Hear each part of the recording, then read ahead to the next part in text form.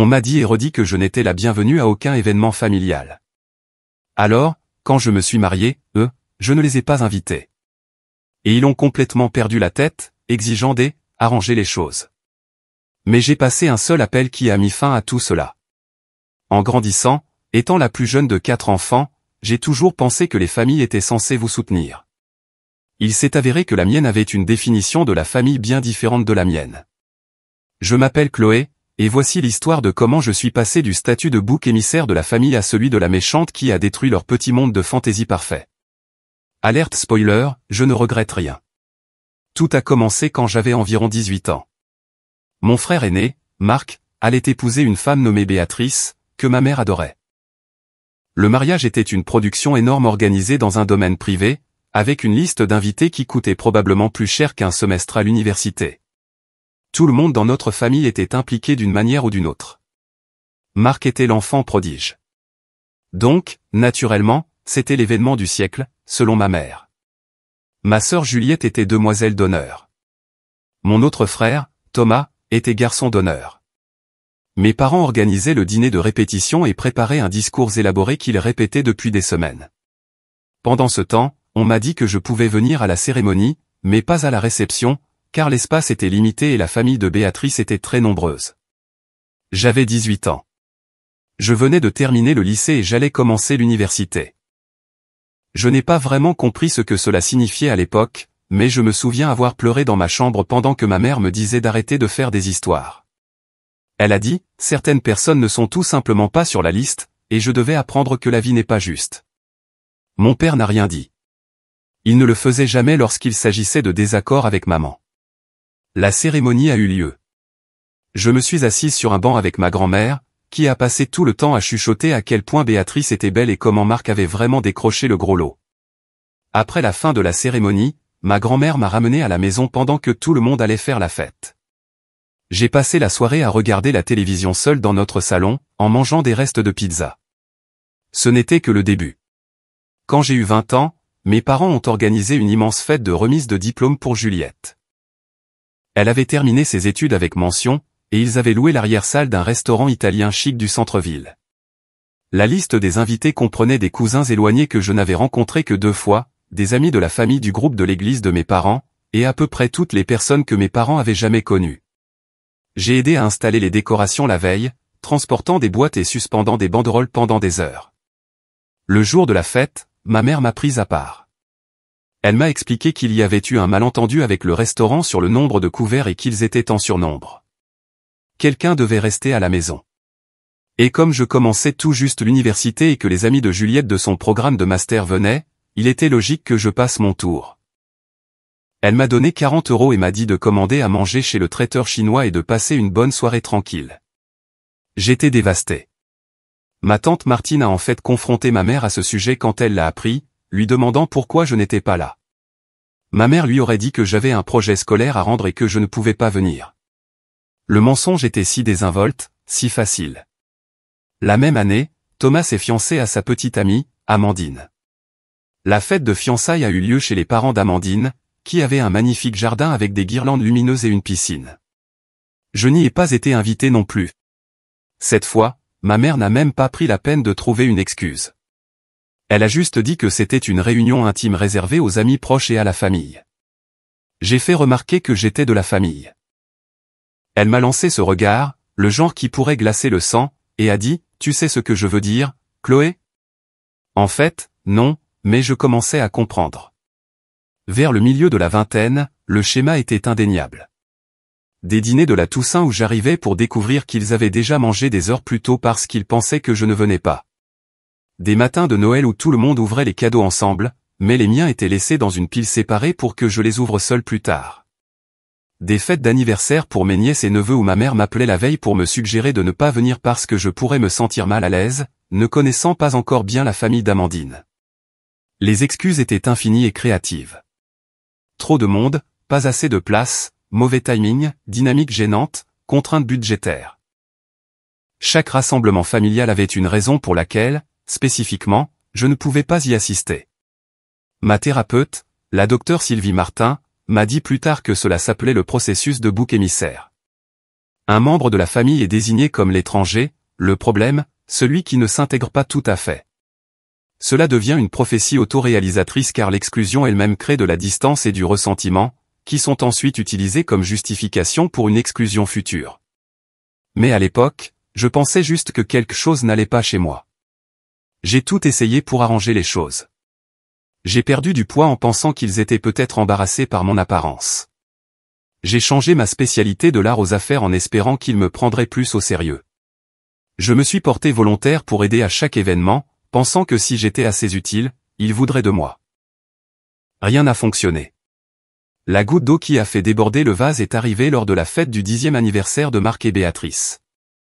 C'était une cérémonie élaborée de renouvellement des vœux, suivie d'une réception dans le même domaine privé où ils s'étaient mariés.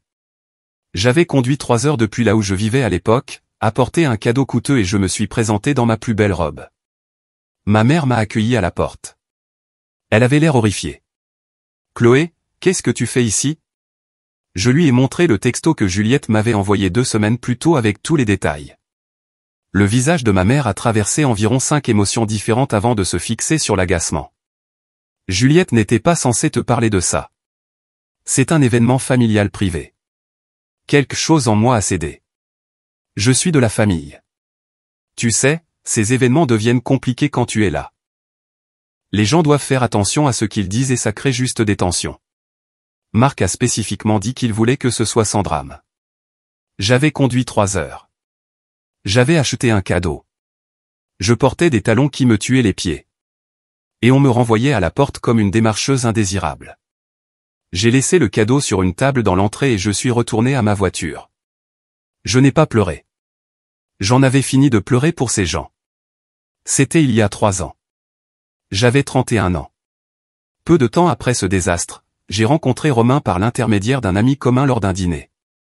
C'était un ingénieur en informatique avec des yeux bienveillants et un sens de l'humour un peu ringard qui me faisait rire jusqu'à en avoir mal au ventre.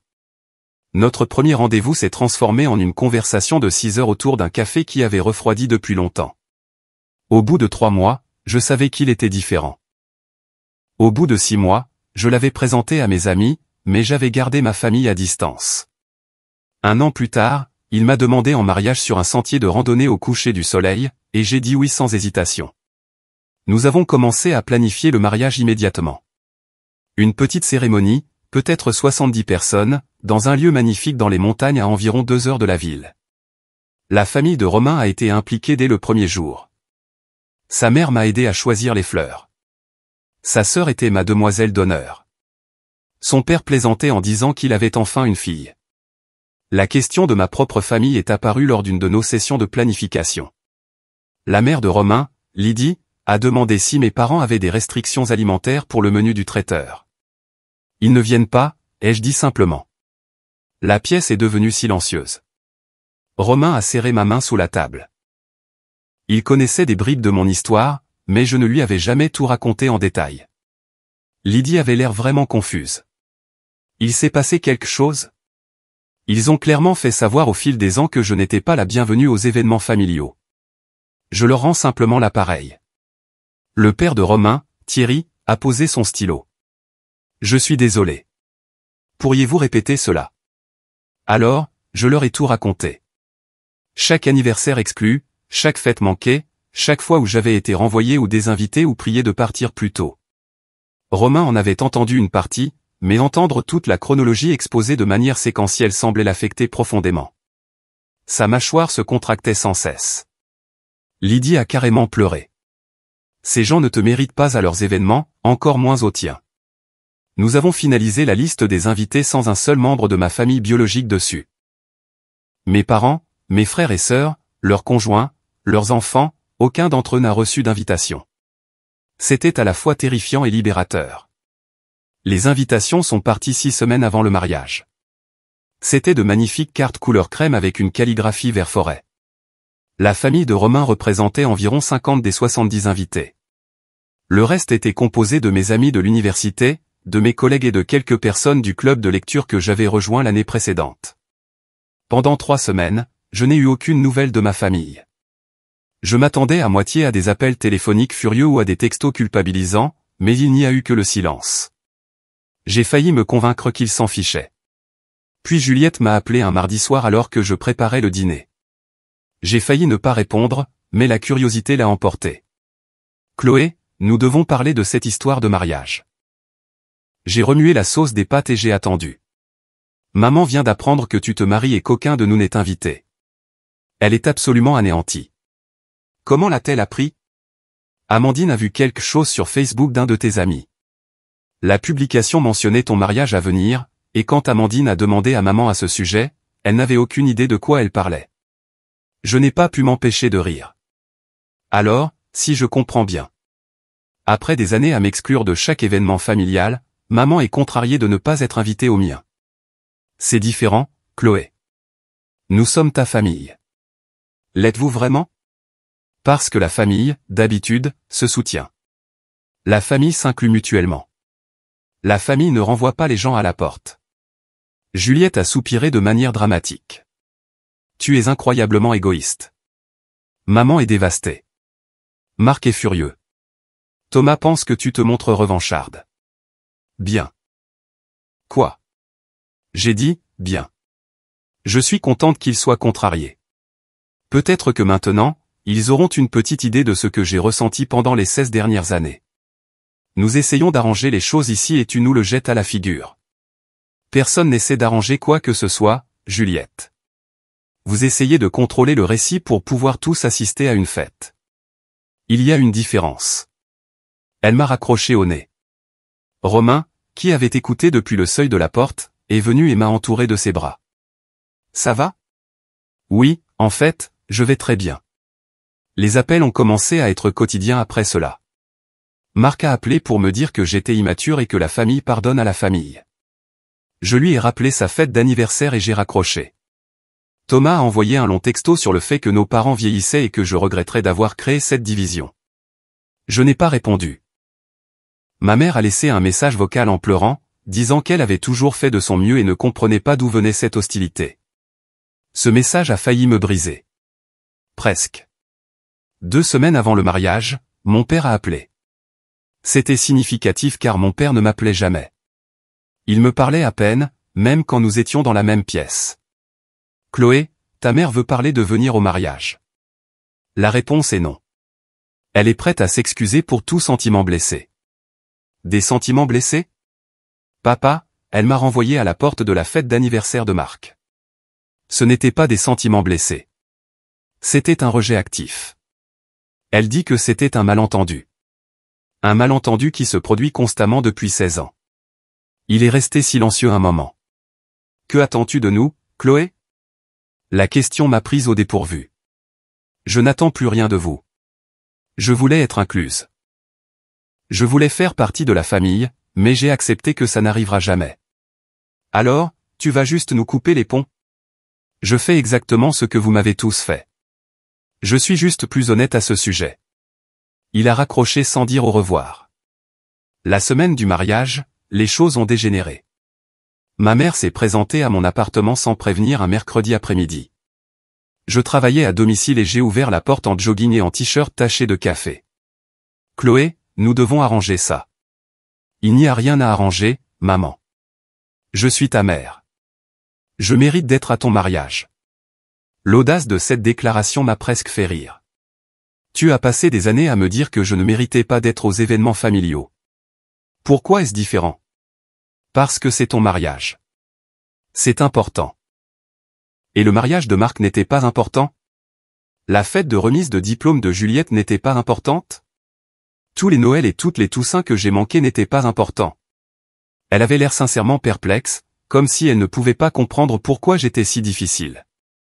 C'était des situations compliquées. Non, maman. C'était des choix. Tu as choisi de m'exclure à plusieurs reprises, délibérément, et maintenant je fais le même choix. Ton père et moi te donnerons 10 000 € pour le mariage si tu nous ajoutes à la liste des invités. J'ai dû m'asseoir après celle-là. Vous essayez d'acheter votre place à mon mariage. Nous essayons de te soutenir. Où était ce soutien quand je pleurais dans ma chambre à 18 ans parce que je n'étais pas autorisé à la réception de Marc? Où était-il quand j'ai mangé chinois seul pendant que tout le monde célébrait Juliette? Où était-il chaque fois qu'on m'a dit que je n'étais pas la bienvenue? Le visage de ma mère s'est durci. Tu as toujours été si sensible. Tout était un drame avec toi. Sors de mon appartement. Chloé. Sors, ou j'appelle la police. Elle est partie et j'ai verrouillé la porte derrière elle avec des mains tremblantes. Romain est rentré 1 heure plus tard pour me trouver en train de nettoyer la cuisine avec rage. Il a commandé une pizza, a mis mon film préféré, et ne m'a pas fait parler de ça jusqu'à ce que je sois prête. Le vendredi avant le mariage, Marc s'est présenté à mon lieu de travail. Je travaillais dans une agence de marketing en centre-ville, et il a réussi à charmer la réceptionniste. Ma collègue, Stéphanie, est venue à mon bureau avec un air désolé. Il y a un homme ici qui dit qu'il est ton frère. Je ferme mon ordinateur portable. Dis à la sécurité de le faire sortir. Chloé, il a l'air assez contrarié. Je m'en fiche. Je ne veux pas lui parler. Marc est apparu derrière Stéphanie, l'air affolé. 5 minutes? Donne-moi juste 5 minutes. Mon patron, Richard, était sorti de son bureau à cause de l'agitation. Y a-t-il un problème ici? Aucun problème, ai-je dit calmement.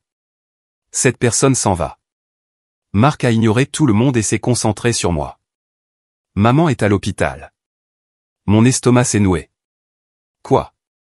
Elle a eu une crise de panique si grave qu'ils l'ont admise en observation. Le stress de tout ça l'a détruit, Chloé. Richard m'a regardé avec inquiétude. Avez-vous besoin de prendre le reste de votre journée?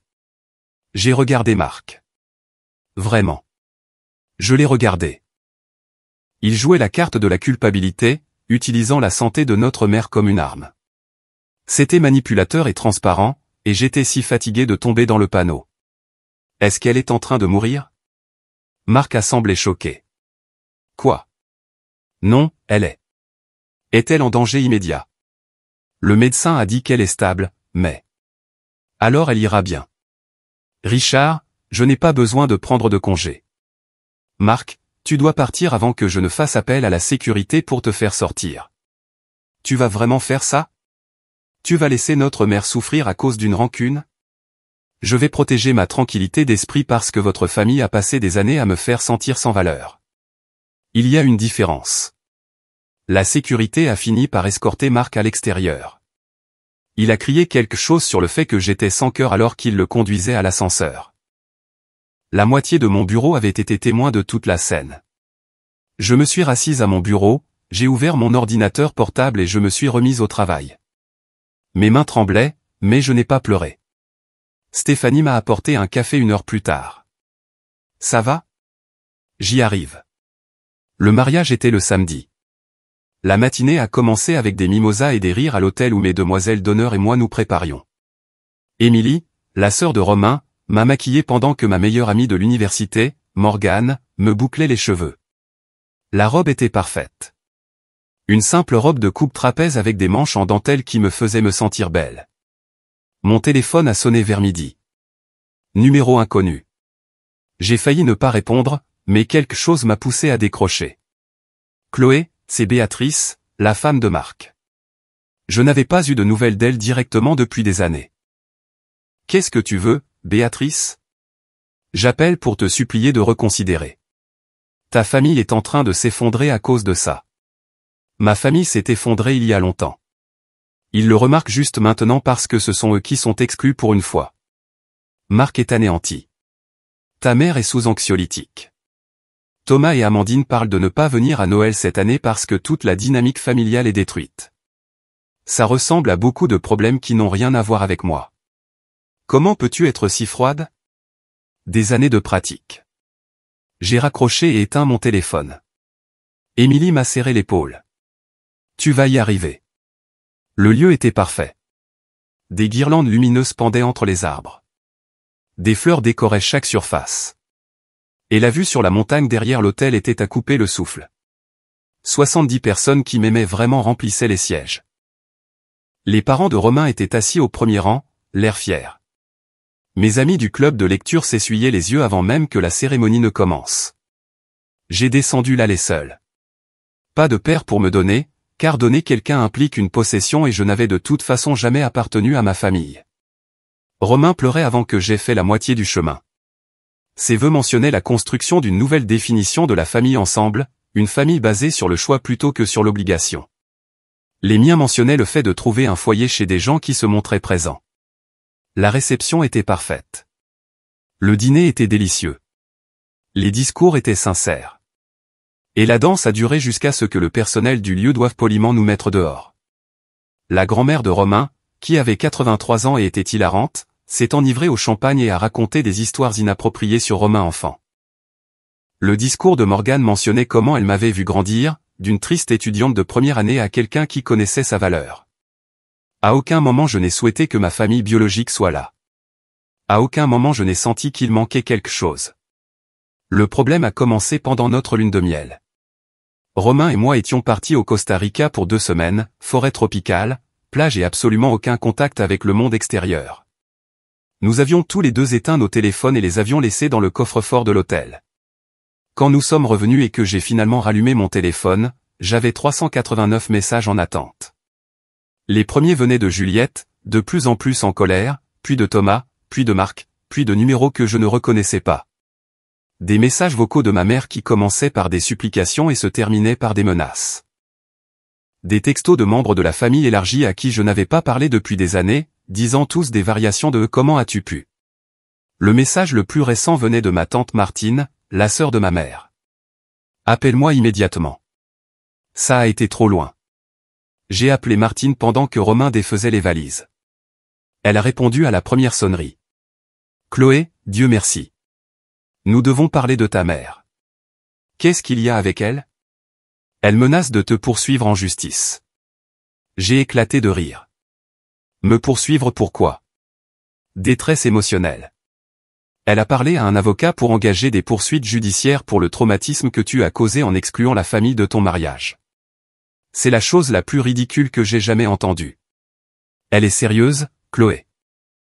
Elle dit à tout le monde que tu as détruit la famille et qu'elle va te le faire payer légalement si tu n'acceptes pas une sorte de réconciliation. Quelque chose en moi a changé. J'avais joué en défense tout ce temps, fixant des limites et me protégeant. Mais ils continuaient à pousser, à exiger, à essayer de forcer leur entrée dans une vie dont ils avaient passé des années à m'exclure. Il était temps de passer à l'offensive.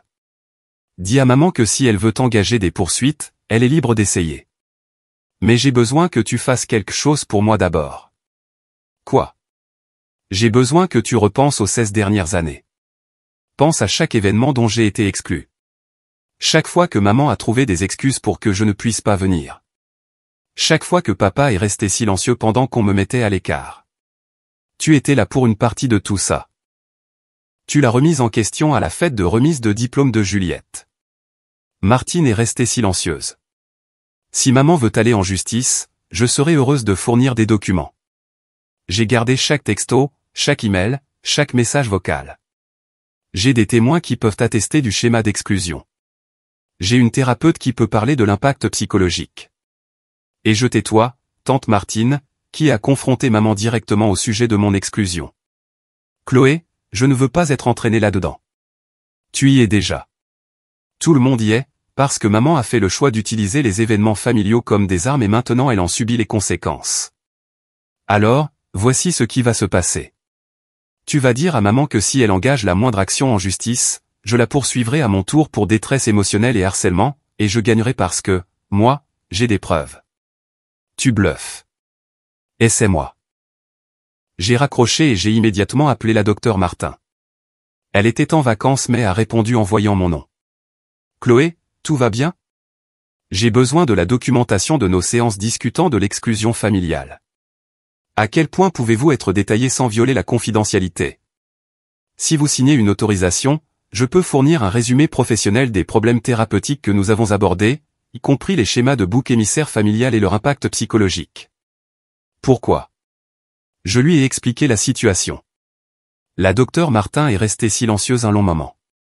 J'aurai quelque chose de prêt d'ici lundi. Et Chloé, ce que vous faites, fixer ses limites, c'est sain.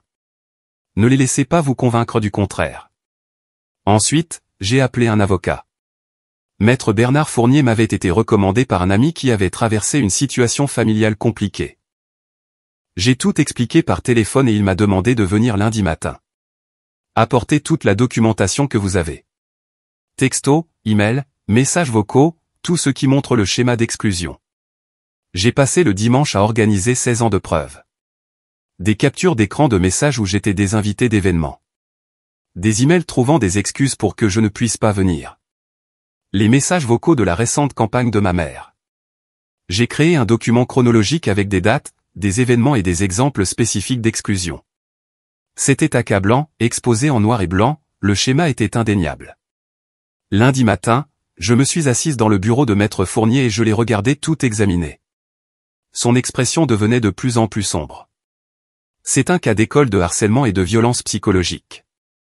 Si votre mère essaie réellement de vous poursuivre, son affaire sera classée sans suite immédiatement. Mais plus important encore, vous avez des motifs pour obtenir des ordonnances de protection basées sur le harcèlement que vous avez documenté au cours du dernier mois. Des ordonnances de protection. Ils se sont présentés à votre domicile et sur votre lieu de travail sans y être invités. Ils vous ont contacté des centaines de fois malgré votre désir clair de non-contact. Ils ont proféré des menaces d'action en justice. Un juge accorderait absolument des ordonnances de protection temporaire, voire permanente, selon leur réaction. J'y ai réfléchi pendant environ 3 secondes. Faites-le. Maître Fournier a déposé les documents cet après-midi-là, des ordonnances de protection temporaire pour ma mère, mon père, Marc, Juliette et Thomas. Tous les 5 avaient participé à la campagne de harcèlement, et il y avait des preuves documentées contre chacun d'eux. Les ordonnances ont été signifiées le mercredi matin. J'étais au travail quand Maître Fournier a appelé pour confirmer. C'est fait. Ils ont tous été signifiés. Vous devriez vous attendre à une réaction. La réaction est venue en moins d'1 heure. Tante Martine a appelé depuis un numéro masqué. Chloé, qu'as-tu fait? Je me suis protégée. Ta mère est hystérique. Elle ne peut pas s'approcher à moins de 150 mètres de toi. C'est insensé. Ce qui est insensé, c'est qu'il a fallu une ordonnance du tribunal pour qu'il respecte mes limites. Toute la famille prend parti. Tout le monde pense que tu es allé trop loin. Bien. Ils peuvent tous rester loin de moi, eux aussi. Mon téléphone a commencé à sonner constamment. Numéro bloqué, appels inconnus, textos de cousins à qui je n'avais pas parlé depuis l'enfance. Tout le monde avait un avis sur la façon dont je déchirais la famille. J'ai éteint mon téléphone et je suis retourné au travail. Ce soir-là, Romain et moi nous sommes assis sur le balcon de notre appartement avec du vin et de la nourriture chinoise à emporter. Il avait été mon roc pendant tout ce temps, ne suggérant jamais que je devais simplement céder ou faire la paix. « Comment te sens-tu » a-t-il demandé. Plus légère. Comme si j'avais porté ce poids depuis si longtemps que j'avais oublié ce que c'était de le poser. Des regrets. J'y ai réfléchi honnêtement. Non. Je leur ai donné des années pour me traiter comme un membre de la famille. Ils ont choisi de ne pas le faire. Je ne fais qu'appliquer la limite qu'ils ont créée. Mon téléphone était toujours éteint, mais celui de Romain a sonné vers 20 heures. Il a vérifié l'identité de l'appelant et a froncé les sourcils. C'est ma mère. C'est bizarre. D'habitude, elle envoie un texto. Il a répondu sur haut-parleur. Salut maman, quoi de neuf? Romain, je viens de recevoir un appel très étrange de la mère de Chloé. Mon estomac s'est noué. Bien sûr, ils avaient trouvé un moyen de contourner l'ordonnance de protection. Qu'est-ce qu'elle a dit? Elle a dit que Chloé avait des problèmes de santé mentale et qu'elle avait fait une dépression. Elle a affirmé que Chloé avait coupé les ponts avec toute la famille sur la base d'illusions et qu'elle s'inquiétait pour le bien-être de Chloé. Elle a demandé si nous avions remarqué un comportement inquiétant. J'ai attrapé le téléphone. Lydie, je suis là. Qu'est-ce qu'elle a dit exactement? Oh, bien, ma chérie. Elle a fait comme si tu étais en crise. Elle a dit que l'ordonnance de protection était la preuve que tu ne pensais pas clairement et a demandé si nous pouvions te convaincre de chercher de l'aide. La mâchoire de Romain s'est contractée. Elle essaie de vous manipuler. J'ai compris ça assez vite, a dit Lydie. Je lui ai dit que tu semblais parfaitement saine et heureuse et que peut-être elle devrait respecter les limites légales qui ont été mises en place. Puis j'ai raccroché. J'aurais pu pleurer. Merci de nous avoir appelés. Bien sûr. Et ma chérie, d'après ce que Romain m'a dit, tu fais exactement ce qu'il faut. Ne la laisse pas t'atteindre. Après avoir raccroché, Romain a sorti les documents de l'ordonnance de protection. Peut-elle contacter ma famille? L'ordonnance dit qu'elle ne peut pas me contacter directement ou par des tiers. Laisse-moi envoyer un texto à Maître Fournier. Maître Fournier a répondu en quelques minutes. L'appel à Lydie a violé l'ordonnance de protection. J'ai déposé une plainte auprès du tribunal ce matin. Cela pourrait entraîner un outrage au tribunal. Voulez-vous poursuivre ? Disait son message. J'ai fixé mon téléphone pendant un long moment. C'était l'option nucléaire. Tenir ma mère pour outrage au tribunal signifierait des amendes, peut-être même une peine de prison, selon le juge. Faites-le, ai-je tapé en retour. Romain m'a serré la main. Tu es sûr ? Elle a essayé de convaincre ta mère que j'étais mentalement instable. Elle tente de m'isoler en retournant les gens contre moi. Il ne s'agit plus d'assister à un mariage. Il s'agit de contrôle. L'audience au tribunal était prévue 3 semaines plus tard. Maître Fournier m'a conseillé de me préparer à ce que ma famille se présente malgré les ordonnances de protection. Ils essaieront de parler pendant l'audience. Le juge les fera taire, mais ils essaieront. La salle d'audience était exactement comme dans les séries télévisées, avec ses boiseries, ses bancs inconfortables et cette odeur distincte de vieux papier et de cire à parquet. Je me suis assise à côté de Maître Fournier, vêtu de ma tenue la plus professionnelle. Romain était assis dans la galerie derrière nous pour un soutien moral. Ma mère est arrivée avec son propre avocat, un homme d'âge moyen dans un costume cher qui avait l'air agacé d'être là. Elle ne pouvait pas me regarder directement à cause de l'endroit où l'huissier l'a fait asseoir. Marc et Juliette se sont également présentés, assis à l'arrière. Mon père et Thomas étaient visiblement absents. La juge, une femme d'une 60aine d'années nommée juge Patricia Lambert, a examiné les dossiers avec une expression qui ne laissait rien paraître. Mademoiselle Chloé Martin, vous avez déposé une demande d'ordonnance de protection permanente contre Marguerite Martin, David Martin, Marc Martin, Juliette Dubois et Thomas Martin pour harcèlement et violation des ordonnances temporaires. Madame Martin, votre avocat peut présenter votre réponse. Son avocat s'est levé. Votre honneur, il s'agit clairement d'un différend familial qui a été démesurément grossi. Madame Martin et les autres membres de la famille s'inquiètent du bien-être de leur fille et sœur et ont tenté de la contacter par amour et sollicitude. Le contact avec la belle-mère n'était qu'un parent inquiet tendant la main à un autre. La juge Lambert n'a pas semblé impressionnée. L'ordonnance de protection temporaire interdisait spécifiquement le contact par des tiers. Ce n'est pas ambigu. Votre honneur, si je peux me permettre, a tenté de dire ma mère. Vous ne pouvez pas, l'a interrompu la juge. Votre avocat parle pour vous. Maître Fournier s'est levé. Votre honneur, nous avons des preuves documentées de 16 ans de violence psychologique et d'exclusion, suivies d'une campagne de harcèlement lorsque ma cliente a fixé des limites. Le contact avec Madame Lydie Moreau n'était pas un incident isolé de préoccupation, mais plutôt une tentative de manipuler le système de soutien de ma cliente. Nous avons des centaines de tentatives de contact documentées de plusieurs membres de la famille malgré des demandes claires de cesser. Il a présenté la chronologie que j'avais créée, les textos, les messages vocaux, tout.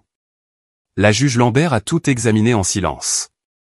La salle d'audience était si calme que je pouvais entendre Marc s'agiter inconfortablement sur son siège derrière nous. Finalement, elle a levé les yeux. Madame Martin, Monsieur Martin, Monsieur Marc Martin, Madame Dubois et Monsieur Thomas Martin, bien que je vois que les 2 derniers ne sont pas présents. Je vais être très direct avec vous. Cette documentation montre un schéma clair d'exclusion suivi de harcèlement. Votre fille et sœur a le droit légal de déterminer qui fait partie de sa vie et qui n'en fait pas partie.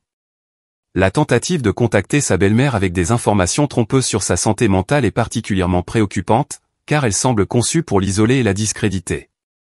L'avocat de ma mère a essayé d'interrompre. Votre honneur. Je n'ai pas terminé, l'a coupé la juge Lambert. J'accorde les ordonnances de protection permanente pour les 5 défendeurs. Madame Martin, Monsieur Martin, Monsieur Marc Martin, Madame Dubois et Monsieur Thomas Martin. Vous ne devez avoir aucun contact direct ou indirect avec Chloé Martin. Cela inclut par le biais de membres de la famille, d'amis, des réseaux sociaux ou de tout autre moyen. Si l'un de vous viole ces ordonnances, vous serez arrêté. Comprenez-vous ? Ma mère pleurait. C'est ma fille. C'est une femme adulte qui a clairement communiqué ses limites. Ce tribunal reconnaît ses limites. La séance est levée. Le marteau est tombé. Je suis sorti de cette salle d'audience avec le sentiment de pouvoir enfin respirer. Marc a essayé de nous approcher dans le couloir, mais Romain s'est interposé. Chloé, s'il te plaît. Ça détruit notre mère. Je l'ai regardé. Vraiment regardé. Il avait 44 ans, du succès, marié avec 3 enfants que je connaissais à peine. Il n'avait jamais pris ma défense, jamais demandé pourquoi j'étais exclu, jamais invité personnellement à quoi que ce soit. Votre mère s'est détruite elle-même en traitant son enfant comme un déchet pendant 16 ans. Je ne suis que le miroir qui lui montre les conséquences. Nous nous sommes éloignés. Derrière nous, j'ai entendu Juliette pleurer et ma mère dire quelque chose à propos de son bébé, sa plus jeune. Je ne me suis pas retourné. L'histoire a rapidement fait le tour de la famille élargie. Tante Martine a appelé le téléphone de Romain une dernière fois pour me dire que j'avais déchiré la famille et que tout le monde choisissait son camp. Bien, lui ai-je dit. Les ordures se sortent toutes seules. Elle n'a pas rappelé depuis. Ce à quoi je ne m'attendais pas, c'est comment les retombées se propageraient dans d'autres domaines. Environ 2 semaines après l'audience, j'ai croisé Béatrice à l'épicerie. Elle était au rayon des légumes, et j'ai brièvement envisagé de faire demi-tour avec mon caddie et de partir, mais quelque chose m'a arrêté. J'en avais fini de fuir. Elle m'a vu avant que je puisse me décider. Son visage a traversé plusieurs émotions. La surprise, l'inconfort, quelque chose qui aurait pu être de la culpabilité. Chloé. Béatrice. Nous sommes restés là, maladroitement, tenant toutes les deux des bouquets de choux frisés bio comme des armes. Elle a parlé la première. Marc est anéanti depuis l'audience. Il dort à peine. C'est regrettable, ai-je dit. Et je le pensais. Pas le genre de regrettable sarcastique, mais sincèrement triste que les choses en soient arrivées là. Il veut que je te dise qu'il a beaucoup réfléchi à tout ça, à l'époque où vous étiez plus jeune. J'ai attendu. Elle a continué. Il se souvient de plus de choses qu'il ne le laissait paraître. La réception de mariage que tu as manqué quand tu avais 18 ans. D'autres choses. Il a dit qu'il a toujours pensé que votre mère était ridicule, mais il n'a jamais rien dit parce que c'était plus facile de ne pas faire de vagues. Alors, il est désolé maintenant qu'il y a des conséquences. Béatrice a tressailli. Il est désolé parce qu'il réalise ce qui s'est réellement passé. Ma thérapeute m'a aidé à le voir aussi. Nous allons en thérapie de couple depuis l'ordonnance de protection. Cela m'a surprise. Pourquoi une thérapie de couple? Parce que j'ai été complice aussi. Je n'ai jamais remis en question pourquoi tu n'étais pas aux événements familiaux. Je n'ai jamais protesté quand ta mère donnait ses excuses. J'ai juste accepté parce que c'était pratique. Elle a changé le chou frisé de main. Je ne te demande pas de nous pardonner. Je te dis juste que certains d'entre nous voient enfin la vérité. Et ma mère? Est-ce qu'elle voit quelque chose? Le rire de Béatrice était amer. Ta mère s'est convaincue qu'elle est la victime. Elle dit à quiconque veut l'entendre que tu as eu une sorte de dépression psychologique et que tu t'es retourné contre ta famille aimante. Elle a commencé à aller dans une autre église parce que les gens de l'ancienne posaient trop de questions. Nous sommes restés là un instant de plus. Puis Béatrice a fait quelque chose d'inattendu. Elle a sorti une petite enveloppe de son sac à main. Ce sont des photos du mariage de Marc, de la réception à laquelle tu n'as pas été invité. Je les ai trouvées en nettoyant de vieilles boîtes. Elle me les a tendues. Je pensais que tu les voudrais peut-être, pas par nostalgie, mais comme preuve au cas où tu aurais besoin de plus de preuves de ce qu'ils ont fait. J'ai pris l'enveloppe, ne sachant pas quoi dire. À l'intérieur, il y avait des dizaines de photos. Toute ma famille célébrant pendant que j'étais seul à la maison à manger des restes de pizza. Il y avait même une photo du plan de table. Mon nom n'y figurait pas, merci, ai-je réussi à dire. Je ne demande rien en retour. J'avais juste besoin de faire quelque chose qui ne soit pas complètement terrible. Elle a fait une pause. Pour ce que ça vaut, ton mariage avait l'air magnifique. J'ai vu les photos que tes amis ont postées. Tu avais l'air heureuse. Je l'étais. Je le suis. Elle a hoché la tête et s'est éloignée, me laissant là avec la preuve de mon chagrin d'adolescente de 18 ans capturée sur des tirages brillants. Ce soir-là, j'ai montré les photos à Romain. Il les a regardées en silence, son expression s'assombrissant à chaque image. Mon Dieu, Chloé, tu n'étais qu'une enfant. Je sais. Comment ont-ils pu justifier ça à leurs propres yeux? Je ne pense pas qu'ils l'aient fait. Je pense qu'ils n'y ont tout simplement pas pensé du tout. Les photos ont rejoint la lettre de mon père dans le tiroir. Preuve d'un passé que je traitais encore tout en allant de l'avant. La surprise suivante est venue de Thomas. Il ne pouvait ni appeler ni envoyer de texto. L'ordonnance de protection l'en empêchait. Au lieu de cela, il a envoyé un paquet par l'intermédiaire de son avocat à mon lieu de travail, ce qui était légalement autorisé comme une communication unique par les voies légales appropriées. À l'intérieur se trouvait un journal, le journal de Thomas, apparemment de l'époque où il était à l'université. Un post-it sur la couverture disait, page 47. Je pensais que tu devrais savoir. C'est ma seule communication. Je ne te contacterai plus. J'ai ouvert à la page 47. L'entrée était datée de décembre 2013, juste après Noël, quand j'avais 21 ans. Chloé a demandé pourquoi elle ne pouvait pas venir au dîner du réveillon de Noël chez grand-mère. Maman a dit que c'était parce que la maison de grand-mère était trop petite et que quelqu'un devait rester à la maison. Mais la maison de grand-mère n'est pas petite. Nous étions 12 et on aurait pu être plus. J'ai demandé à maman pourquoi Chloé spécifiquement devait être celle qui restait à la maison. Elle s'est fâchée et m'a dit d'arrêter de la questionner. Elle a dit que Chloé traversait une phase difficile et que c'était mieux pour tout le monde si elle n'était pas près de certains membres de la famille. Je ne comprends pas ce que ça veut dire. Chloé n'est pas difficile. Elle est calme et elle dessine beaucoup. Qu'y a-t-il de difficile là-dedans? Je pense que maman ne l'aime tout simplement pas autant que nous autres. Je ne sais pas pourquoi. Ça me fait sentir coupable chaque fois que nous allons quelque part sans elle. Mais je ne dis rien parce que je ne veux pas que maman soit en colère contre moi aussi. J'ai lu l'entrée 5 fois. Thomas avait su. Il l'avait remis en question, au moins intérieurement, mais il avait choisi le silence plutôt que de prendre ma défense. Il y avait d'autres entrées marquées de post-it dans le journal. Chacune documentait une autre instance de mon exclusion. Un autre moment où Thomas avait remarqué mais n'avait rien dit. La dernière entrée marquée datait de 2016.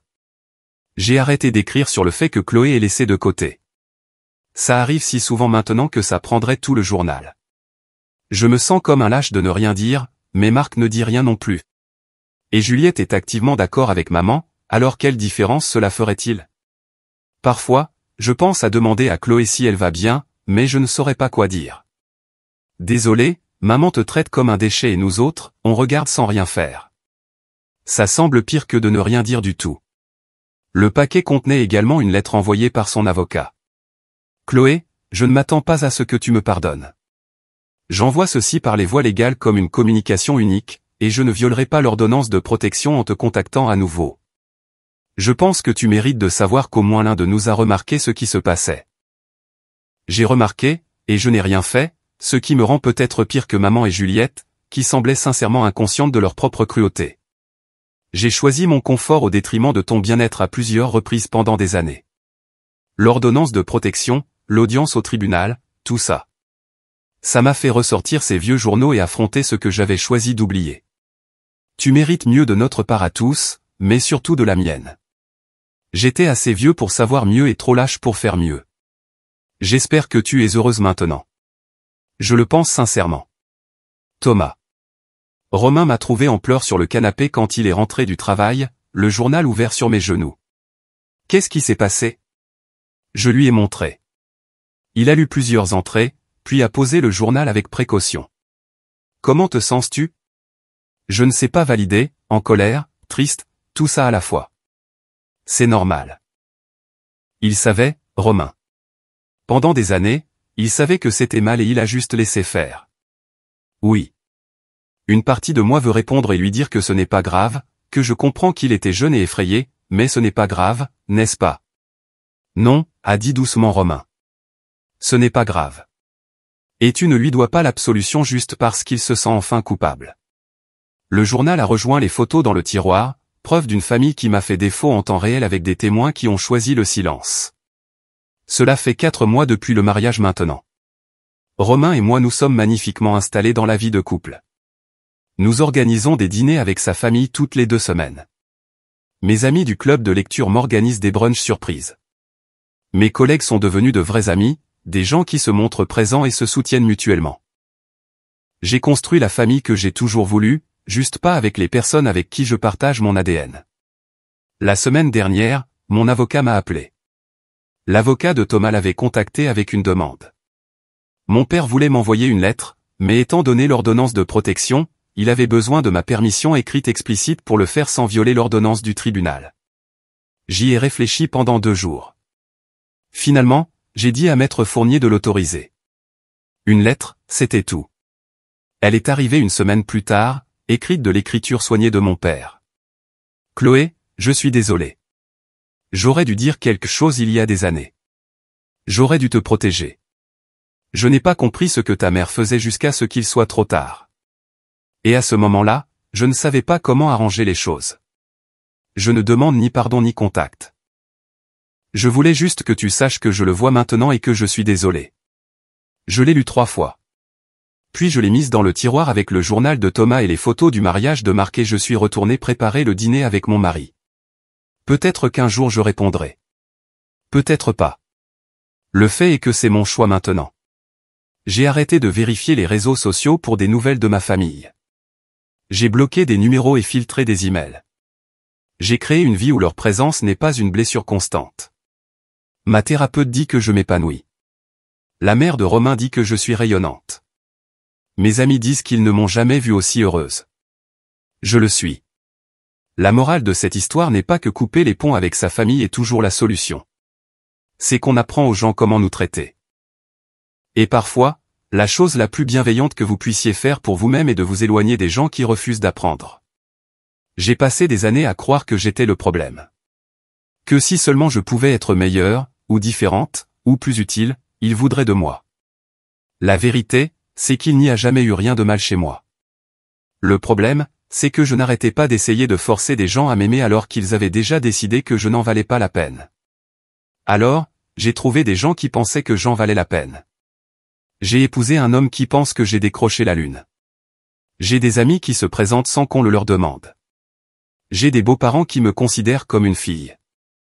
Et quelque part en ville, ma famille biologique parle probablement encore de la façon dont j'ai tout gâché en fixant des limites. Laissez-les parler. Je suis trop occupé à être heureuse pour m'en soucier. L'unique appel que j'ai passé à cet avocat n'a pas seulement mis fin au harcèlement. Il a mis fin au cycle. Il a mis fin aux années à me demander ce que j'avais fait de mal et comment je pouvais l'arranger. Il a mis fin à l'espoir que peut-être un jour il me choisirait. Et en mettant fin à tout cela, il m'a donné l'espace pour construire quelque chose de mieux. Je ne regrette pas le mariage auquel ils n'ont pas été invités. Je ne regrette pas l'ordonnance de protection. Je ne regrette rien de tout cela parce que pour la première fois de toute ma vie, je suis exactement là où je suis censé être, entouré de gens qui veulent vraiment que je sois là. Et ça vaut plus que n'importe quelle réunion de famille ne le pourra jamais.